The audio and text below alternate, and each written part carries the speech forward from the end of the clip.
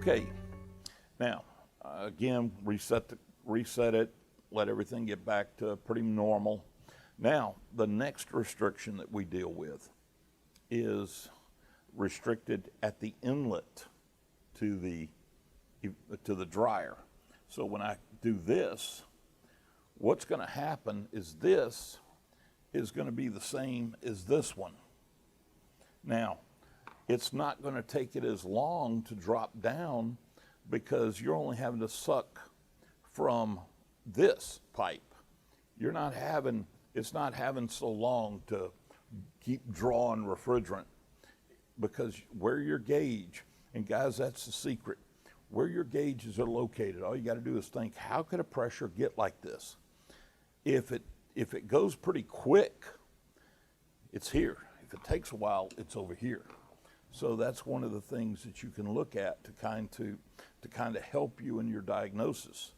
Because right now, what's happening is we're pushing into the condenser, but we're also getting to fill up the Yoder loop all the way to right here. So when we start going here, we're already dropping pressure, because now this is being sucked on, and all we're having to do is suck from right here and push it out over here. So if you're sitting there going, okay, how do I determine what? It's the time. A restriction here, from the time you plug it in, it's not going to take very long to get this into a vacuum and this into a vacuum. But if it takes 2 or 3, 4 minutes longer to do it, that means your restriction's further down the line, so it's over here or inside that condenser. So it's the time frame. It's how long does it take to suck through the cap tube the remaining refrigerant to get it all pushed into the condenser. So right now, again, lower amp draw, lower voltage, we're in a vacuum, and we're getting in a vacuum. And this is happening a whole lot quicker than it did just a few minutes ago when I restricted at the tail end of the condenser.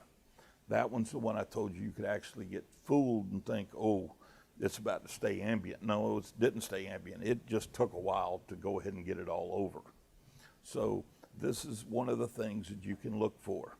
How long did it take for both to go in a vacuum? If it's relatively quick, look for a restriction at your inlet to your dryer. If it takes a little while longer, exit of the condenser. If it happens almost within a minute or two and with a 6 blink code, either middle of condenser or discharge. So let's go ahead and correct this one. Pressure's jumping up, voltage jumping up, amp draw's jumping up, and this will start jumping up.